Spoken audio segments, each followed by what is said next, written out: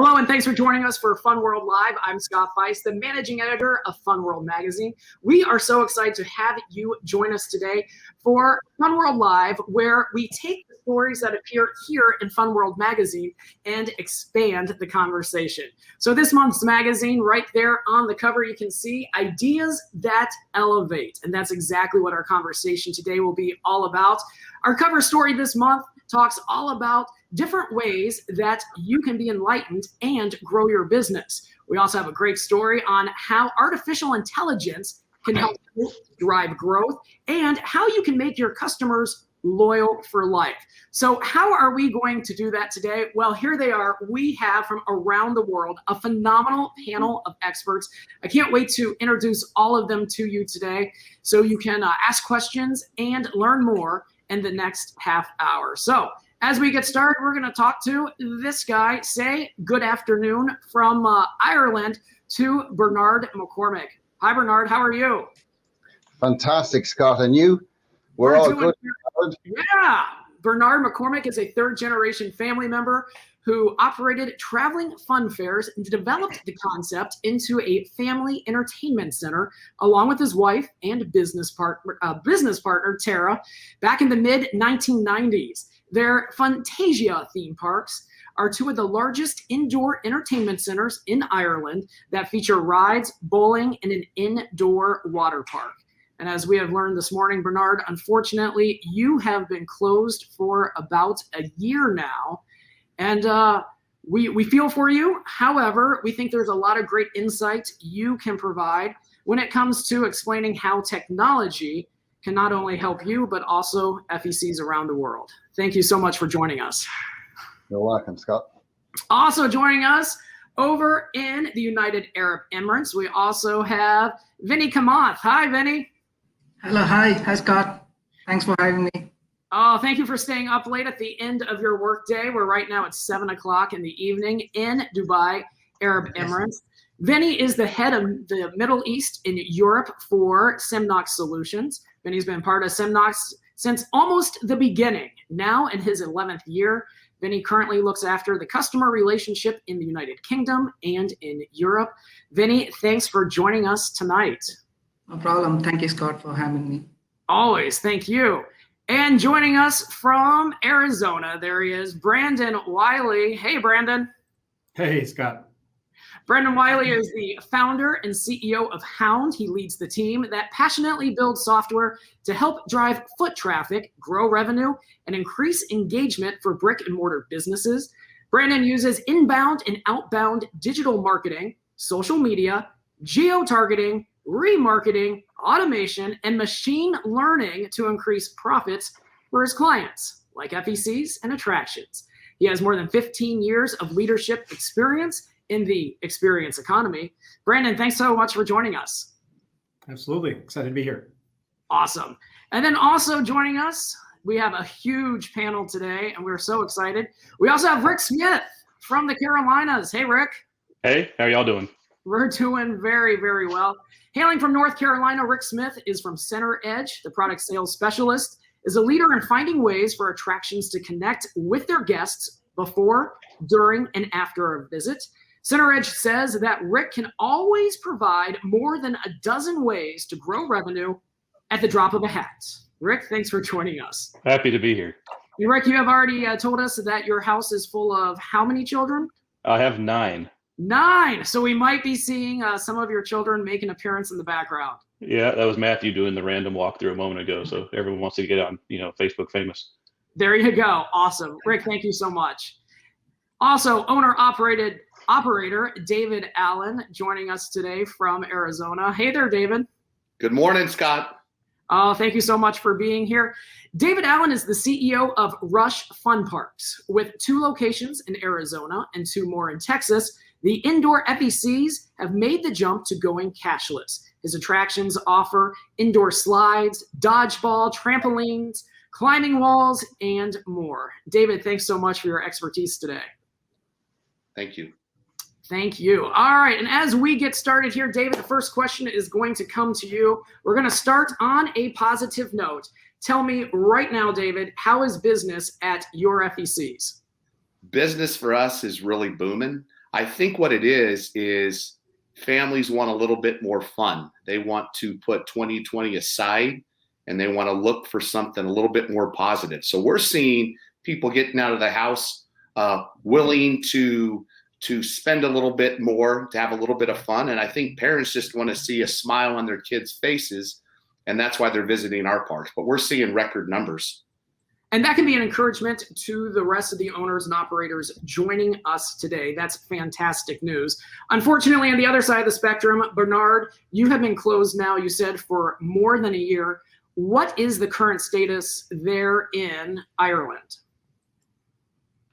At the moment, Scott, as you said, we've been closed since the 16th of March last year. We're just waiting. The rollout of vaccines is a little bit slow in Ireland at the moment. We have no clear indication just yet as to when we may get open. We're hoping that we may get July and August. If we don't get July and August, they're the crucial months for us. And that's going to be a different story, but we're hopeful that that's going to be the situation. But it will all depend on the rollout of the vaccines, unfortunately.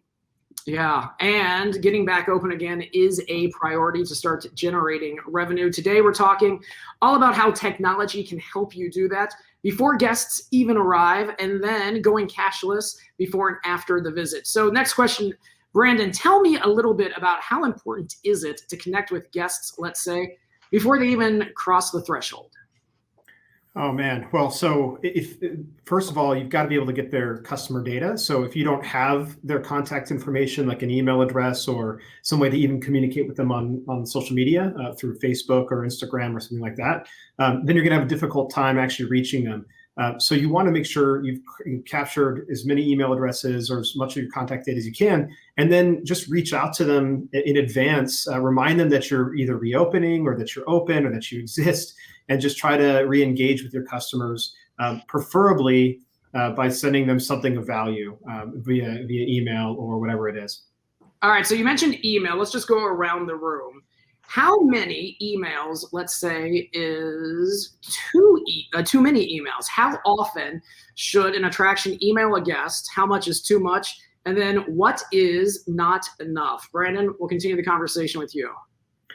Yeah, I mean, so again, I think a lot of it comes down to the content of the email that you're sending out. If it's if you're sending newsletters or something like that, like customers just don't want that. If you put your little consumer hat on, you as a consumer, you don't want some newsletter from your FEC or your attraction. What you want is something that's going to add value to you or be relevant to you. And so, if what I'm sending as a business owner to you to the consumer is relevant, then it's actually okay to have a regular, constant stream of communication. So it could be 2, 3, 4 emails a month. That's totally fine as long as what's being sent is something that the consumer is going to find valuable and be able to, is going to actually drive that person into the location. Absolutely. Now, Vinny, you were shaking your head. Yes, you agree with that? Yeah, I agree with that completely. Yes. Tell us how many emails, let's Yes. say, should an FEC send a month? Sorry, say again. How many emails should a FEC send a month? It's what he just mentioned. As long as it is relevant, I think customers don't mind. It should connect to them. There should be a value to them. I think, like he said, 4 or 5 emails a month, which is relevant to them, which connects to them. So it should be fine. Sounds good. And going over to Center Edge, Rick Smith, how many emails? Yeah, and I just really just tying into what both Vinny and Brandon were saying, right? You want to make sure that it's relevant. And so if you're collecting the data to where you understand what your guests are buying, right? That's really the key. So how do I reach out to somebody and give them something that's relevant to them if I don't know what kind of things they like? So if I've got systems in place that are sort of recording what folks are doing in my park, right? I know what they're purchasing. I know how often they're coming. I know when they're purchasing it. I know how they're engaging with me as well in other sorts of areas, loyalty programs, that sort of a thing, right? All those things kind of work together synergistically, giving you the data to make those emails relevant. You can send 5, 6, 7 emails a month to a customer that is giving them something they want, that they're responding to, and they're going to love it. You can send them 1 email a month with here's our newsletter, gee, aren't we exciting? And I'm not saying anything you care about, and you're going to lose them. They're going to unsubscribe. They're going to unsubscribe, and then you've lost any benefit of connecting with them. Exactly. Yeah, that's tough. Now we also have are you ready? We also have a 6th guest on the show, and that is you. If you have any questions, now is the time to go ahead and enter them, and we will ask our panel of experts your question when we get a chance to do so during the conversation. So when we're talking about connecting with guests first, I want to go back to David Allen. David, how do you do that? How do you connect, let's say, with a guest using technology when, let's say, they're in Ireland, like Bernard, and you haven't been open in quite a while? How do you stay in contact with your visitors? Well, I think it's important. Brandon with Hound brings up a very good point. You've got to have their data. You have their data and email. It's very easy to connect with that guest and set up a marketing campaign through Hound to connect with that consumer and bring them back into the park. Absolutely. And Center Edge does that, as well as Seminox. Rick, tell us, how do you connect with guests, let's say, Sure. who haven't been to the attraction in 3-4 months? And so first is knowing that, right? If you're closed, then it's pretty easy to know that nobody's been to the attraction, right? It's when you're open, how do you know what people are doing when they're coming in? And I think a big part of that is having a good loyalty program put in place, whether it's cashless, and cashless can be certainly a part of that. But having something in place that's encouraging your guests to identify themselves with every transaction, whether you're a gated park, whether you're a park that's, kind of free flowing and people are doing attractions a la carte. If I have some incentive to identify myself when I'm buying a soda, when I'm getting on a go-kart, when I'm coming through the gate, now you're going to have the data that knows not only when did that person come last, but what did they do when they were here? So I'm going to send the person who likes pepperoni pizzas hey, we've missed you. We're coming back open, and Friday is extra pepperoni day. Come help us eat it all, kind of an idea. And that resonates. Yeah, absolutely. Because people want to feel like they're, it's kind of like the Cheers model, right? Everyone knows my name. I am your customer. I'm not just somebody who is a number. You know who I am. You know what I like. That kind of an idea. Yeah, and also let me add also, Scott, is you also have birthdays. So you have a child's birthday that you can send out some type of campaign to have them have their birthday at your location. Sure. And that brings folks back in. And as we've talked in the past, mom or dad can schedule that birthday actually on your website and pay for that in a cashless environment, even before they walk into the store. Mm-hmm. Yes. Which is absolutely fantastic. Let's talk about how attractions can actually leverage the cashless methodology, the methodology of that to open up new revenue streams. How can you essentially, just like what we talked about, going cashless to open up new revenue streams? And we'll start with you, Vinny. Tell us, how does it all work? Sure. Scott, I think the first step about going cashless, any organization, any business, I think it is when they make the decision to go cashless. That is very important. I'm saying this because we have had cases where the prospect who have been involved with, they took few years, maybe in some cases 5 to 7 years before even they decided to go cashless. Based on what we see, there is a regional influence also, because let's say take India or UAE where I am now, or most of the part of US. So you may not find any manual operations there. Cashless is by default. Any FECs that open, they go with the cashless.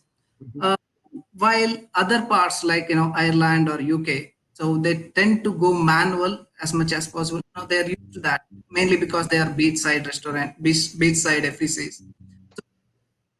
So that's why I said the first step is when the owners or the operators, they decide or they realize the value of going cashless.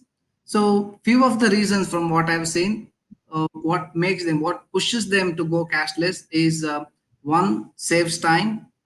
They realize you don't have to be counting cash, counting coins. It saves money. You don't have to invest on CoinMax. You don't have to really invest on the Ticket Max. It also saves on the staff costing when you go cashless, when you go digital. Third one is you have options like we have discussed in the beginning. So you have options to be connected with the customer because you don't have anything when it's manual. So when it's cashless, you have customers' data, their spend pattern. So when you have data and when you know what you have. This makes you make a decision based on data what's there. So these are some of the reasons why they decide to go cashless. And fortunately for us, we've got good references in all parts of the world. And also current COVID situation has really pushed all the owners to make their decision faster. So we have seen the trend already starting from 2018-19 when the second generation or the new generation takes over the operation. They realize the value of all the points what I mentioned. So this COVID situation has definitely pushed the decision making even faster. Brandon, have you seen the same thing with Hound? Yeah, and what I think, where I'd add to what Vinny was just saying is there is the opportunity when going cashless makes things convenient for the consumer. And if things are convenient for the consumer, then they're more likely to just spend more money. So, for example, they walk in and maybe there's a kiosk in front of them, and they already may either have their credit card saved, or maybe they just use their credit card. They're tapping through the kiosk and they're registering or they're signing, and then you have upsell opportunities right there in front. Or they're walking around inside your FEC and they connect to the Wi-Fi, and then a promotion or something is sent to them. And because it's cashless, they can purchase it right away. It's an impulse. And because it's cashless, because it's convenient, on impulse, they're going to make that purchase. So you want to make things convenient for the consumer to just drive more purchases from the consumer as well. Sure. And let's go to let's go to Rick. Rick, here's the next question. How long does the transitional period take to go from cash to technology? Well, it really depends, I think, on how you guys are set up. 10 years ago, that would have been a different sort of an answer. But today, in a large number of our parks, we're already conditioning people towards cashless, whether it's arcades, like Benny is talking about too, and on their side with going from tokens and tickets into the card-based system, we're conditioning people to do tickets in advance and buy things, all of those sorts of pieces, wristbands. And so we've started already to condition folks. And I know, from our own software side, it's sort of built in. So there's no real transition period from a technology standpoint. It's really a mindset standpoint, I think. And that's the harder transition for a lot of folks who've been in operations for a long time to make, is, I don't have the cash in my hand in a box kind of an idea. And there's a whole lot of benefits to not having that cash in your hands. But I think that's probably the hardest part of the transition. So for most of the parks that we talk to, that transitioning from a cash base to more of a cashless, and wherever you are on that spectrum, right? Because there's a lot of different types of cashless out there, everything from just having your gift cards and season passes all the way up through tokenizing wristbands and completely cashless, those sorts of things. So it's really just coming to that decision point of where do you want to be on that spectrum, and then the implementation part of that's really pretty quick. Well, let's go back to Ireland, to Bernard. Next question. What type of training did it take to go cashless at your FECs? Scott, we actually dipped our toes in the water maybe 12 or 14 years ago. Wow. And what we tried to do was, and we got in a system from China, and we put it in, and we put it on all the rides, all the machines, and it was very problematic. And like Vinny was saying there, where we have the problem in Ireland and England is our customers are used to cash. That's the way we always have been. But like all the guys were saying, is you need the customer's information to be able to contact them again. And when you're on cash only, it's very difficult to get emails, get everything. So we saw early on that there was a huge advantage to going cashless, but when we tried it, as I say, 14 years ago, it was problematic. We noticed that the uptake was only about 5% of the customers would use the card, and they were just used to using their coins. Sure. As we went on, we turned around and said, right, this system wasn't good enough, so we sort of even let it phase out. We just kept it as maybe a ticketing item for the water park and the larger items, and we took it off all of the machines. But in later years, we just kept going to IAPA, seeing all the different systems that was available. We got comfortable. We actually went with Semnox. We toyed around with it for a good few years. We went to visit locations where they had done in the past. And actually, only recently, what we have actually done is we have only made the decision now during lockdown to actually go cashless. When we were trading last, we were on coin and cash, but we got comfortable with Semnox. The system was working, it was stable. The uptake was even more. We had got it up to 15%. Now what we're deciding is, right, the time is right now. So when we open the doors, please God, which is soon, we are going to be totally cashless. But like the guys said, you need the customer's information. You need to be able to send out the emails. We were doing it, but we were doing it blind, and you were wasting a lot of time. Like the guys said, we were chasing after birthday parties because we had information on previous kids who had birthday parties. But there's nothing like when people sign up for a card, they register their name, you have all of their details. There's huge advantages. But as I said, we were the skeptical people, because we were worried actually that we would actually lose revenue, because if people were walking out our door and they saw a crane machine, that maybe they wouldn't actually go back and top up. So what we said now when we're at it is we've made sure we have loads of top-up stations absolutely everywhere. And we're confident now, and Semnox are also giving us an app, which is going to be good. So we're going to be able to communicate with the customers even more. They're even going to be able to top up from the app. So we're very hopeful that when we open, and as I say, with lockdown and with people now, everybody, even if they're buying an ice cream in our ice cream parlor, you've got little kids and they're only 7 years of age. They may be buying an ice cream for €4 and they're tapping their phone. That's what people want now, is just tapping. So for us in Ireland, as I said, we started off 14 years ago, but we're only committing to it now fully. Absolutely. All right. So David, here's a question for you. What feedback have guests given you on going cashless? What do mom and dad, what do grandparents say?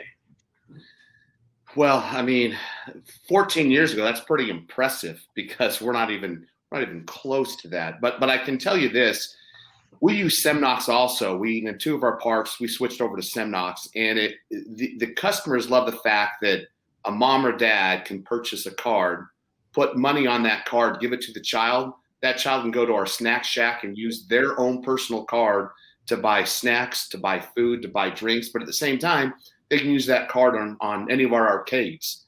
They just flash it up to the card reader and they're good to go. They can play the game. So feedback from our guests is they love the option.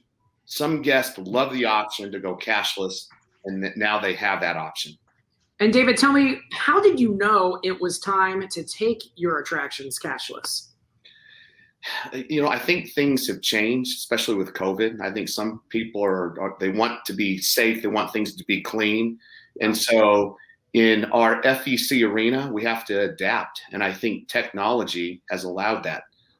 Companies like Hound, like Semnox, I think in my arena, I think it's important that we rely on them to come up with techniques and technologies to help us out in the the FEC arena. So I appreciate that.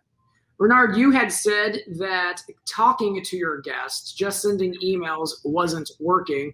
So Brandon, here's a question for you. How does an attraction begin to market themselves in a new way? What steps do you take?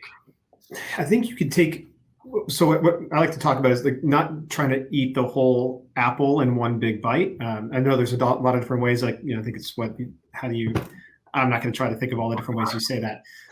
But the idea is you can take individual small steps. It could be as simple as putting something on your website that gives you the ability to convert those website visitors who maybe just checking you out, browsing. I was doing it with Fantasia earlier before the show. I was looking at his website, having a way that right there, something pops up, grabs me, I can make a purchase or something, or claim a coupon, or give some additional information to maybe get a special offer on my birthday or my kids' birthdays. You could take small steps to try to leverage each different channel that you're marketing. And so it could be shifting. Maybe you're sending newsletters today, we were talking about earlier. So maybe it's shifting from sending newsletters to sending something that's going to add value, right? And you don't have to go down the full data path yet, where you're personalizing every email that goes out because maybe you don't have that data or you haven't reached that level of sophistication. It's okay. Take individual small steps along the way and think creatively about the different channels and how you can leverage the different channels where people are. Like Facebook, for example, right? People are on Facebook. How can you market on Facebook to those consumers in a way that, again, is going to add value, going to be relevant, and something that's going to give them the opportunity to take action and then come in your door? So a lot of folks might be watching right now and they're thinking about, all right, what does the fee, what does it look like for our vendors here? Is there an annual fee for your service? Is it a monthly fee? Is there a fee they have to pay every single time that, let's say, you send out an email on their behalf? How does, let's say, a partnership work? And we're going to start with Vinny. Vinny. Hi. Yes, Scott. There is a nominal subscription for software every year. This amount, we give options to customer, depending on the business. It can be yearly, monthly. They can pay it every 6 months. So this subscription also includes support, which happens through WhatsApp or a dedicated email or a phone channel. Also, it gives them, option to upgrade the software every 3 months. We have a 3 months version release, so they get the latest feature always as we release. So, and also when I say support, it's not just break fixes. So it is having a person dedicated to the organization or to the business, so that they one-to-one, one point of contact for anything. And also other advantages. So we know the business, the person who is assigned with the business, he is aligned to the business requirement. So we become the advisor more than a support person. So when they have a problem, we give them the best advice, best option of what we have. So all those included in the subscription. As I said, there is a yearly subscription which need not be paid yearly. So based on what is comfortable to the business, they can pay it monthly or yearly or 6-month basis. Rick, how about you as Center Edge? What does the policy look like, and how long in duration does it go? Sure. So yeah, for our system, once you've got Center Edge software in place, there's no additional fees for any of the marketing side of it. So as far as going cashless, if you're wanting to accept paper currency or credit cards or go to a full cashless system, that's all just kind of part and parcel to the system itself.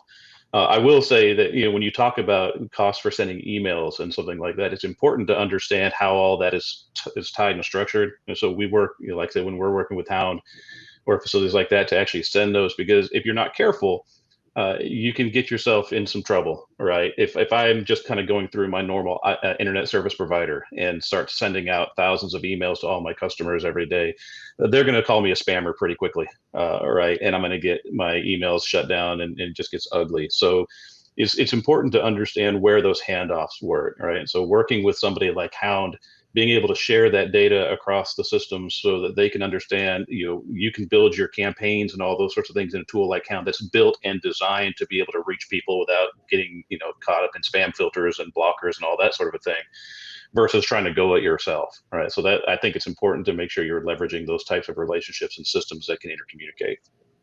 Brandon, how about you with Hound? What does it look like if a attraction owner wants to enter into a partnership? We like to call our platform zero risk because we don't charge a monthly fee. We don't have upfront setup costs. It really, once you sign up for a Hound account, we only charge a small flat fee when somebody actually comes in and redeems one of our promotions. So our platform distributes promotions out to consumers and gets them to take action on those and come in the door. And we only charge what we call our pay per visit fee when somebody comes in, and it's again, a couple of bucks when somebody walks in the door. And we do have Wi-Fi and some other things that you can pay on a monthly basis to add in some Wi-Fi hotspots into your location. And those are monthly subscriptions because there's hardware involved and stuff. But otherwise, for the core platform, just when it works. So we have come to the end of our half hour together. Our final question will go around the room one more time. I'm going to start with Vinny. Tell me, what are your clients telling you as this recovery begins? I think UK is doing very good. They had a short period of last year, so they were allowed to open for maybe 3-4 months. And like some of you mentioned. So they had a massive sale, massive revenue because customers are dying to go out. I feel this situation is there is not going to be a new normal. There is going to be we'll be back to normal, and customers are going back to the entertainment zones as usual as before. So things are positive, and they're just waiting for restriction to be removed. Absolutely. Bernard, you're still waiting as well in Ireland. Tell us about your optimism that you'll be able to open your doors again soon. Well, I'm really optimistic after listening to David there, because he's telling me he's got record numbers. So I just can't wait for this to happen. And when we get open, I'm not sure, but we're hopeful here. And I'm very positive after this now. As I say, listening to David there, I'm saying, oh, yeah, I'm looking forward to these big numbers coming in. As I said, we have Vinny's, we're going cashless. So we're really excited. All we just need is just to go ahead to get going. So all good. Absolutely. Rick, what are your folks who you work with saying? Yeah, it really is sort of the same, right? Across the states, there are a lot of places doing exactly what David was saying. They're doing record numbers. They're seeing people come out. There's a lot of pent up demand, right? And so I would just say to those folks who are in states like North Carolina, like my own, where things are still pretty locked down, that I think the future is pretty bright. For those who've made it through, this has been a hard thing for our industry, right? And there's a lot of folks who didn't make it, and which is unfortunate. But for those who are still there, who are ready to reopen, I think the opportunity is phenomenal. I really do think that people are going to start seeing some excellent numbers. I think we have some opportunities to take advantage of some things, especially within cashless. Taking advantage of this whole COVID scenario has changed the way some of our guests want to interact with us. So going cashless is going to be something that'll be a lot easier to implement now than it might have been pre-COVID, right? So, and especially when you start thinking about things like managing your capacity, right? Are people buying tickets ahead of time for specific times and getting that sort of Disney fast Magic Pass sort of an experience, right? So you're going to have the ability to have not only more people potentially coming in, or at least getting back to pre-COVID numbers, but they're going to be wanting to do the kinds of things that are going to give you better data on those customers moving forward. So as you continue to grow, make sure you're positioning yourself from the beginning to be able to collect that stuff, right? Because once those doors go back open, you guys are going to be going crazy trying to just keep the crowds entertained, right? You want to have your things in place to make sure you're gathering that information that you can use it after that initial rush. Brandon, how about you? What are your attractions and clients telling you? Yeah, we have clients across the U.S. and Canada and now some in Australia, and it's been super patchy actually. So what we are seeing is in states like Arizona, where David is and where we're based, and Texas and Florida and a few others, they're opening and they're doing, like David said, record numbers. We've seen just over March of last year, our customers are seeing about 130% of revenue year over year. And again, granted that's March of last year, so you had a little bit of a decline at the end of the month last year. We're still seeing 130% in platform revenue rolling through our system. So it's really encouraging to see that type of recovery. And when other states do open or other countries open up, I think you're going to see some of the same trends that those who are able to be open right now are seeing. There's a lot of pent-up demand. People are excited. They're ready to go out and have experiences again. And we're the industry that provides it. Absolutely. We are going to end this conversation that was inspired by the pages of Funworld magazine with you, David. Tell me one more time, what are you seeing and how encouraged are you? Well, I'm very encouraged. The thing that I'm encouraged about and that I like a lot is that we're in this together, and it makes a lot of sense for us that we partner up with other groups, technologies that are out there, such as Semnox and Hound. Never had an opportunity to work with Rick, but it's nice to know that we're in this together. We'll get through it. And I think that those other states right now that aren't opened up, there's hope that it's going to look pretty good if it's any indication that I'm seeing in Arizona and Texas right now. So we're in this together. We can get through it. Absolutely. We totally can, as one united global attractions industry. Gentlemen, thank you so much for your time. Vinny, Bernard, Brandon, Rick, and David, we greatly appreciate your expertise. It's our pleasure. Thanks, Thank gentlemen. you. Absolutely. Thanks, And as we wrap up here in a air of full transparency, none of our guests today were compensated for being here. Neither did any of the guests today financially give a contribution or pay IAPA to be here. We greatly appreciate just the gift of your time and, again, all of your insights. Thank you, Rick. Thank you. Yeah, Appreciate it. Thank you. and the information that IAPA provides continues right now online on our website. Take a look at this. It's the brand new IAPA News Hub. Here you can find the latest news from the industry. We have more stories of recovery. There's a video player. Take a look at that. The last Funworld Live is archived, and you can watch it on the IAPA News Hub, as well as, check this out, stories about how to plan for next winter, as well as the IAPA News blog, where we share how we're interacting with you. In fact, take a look at this. Give Kids the World has a brand new venue that opened. My colleague Susie was there, along with myself, as it opened. You can find the latest on Give Kids the World right there. And we also were so excited to meet IAPA. We had our Meet IAPA event here in Orlando, which Brandon flew from Arizona all the way here to Orlando to be part of that. It was our first in-person gathering since everything was locked down last March. Thank you all so much for joining us. We'll see you again next month for another edition of Funworld Live.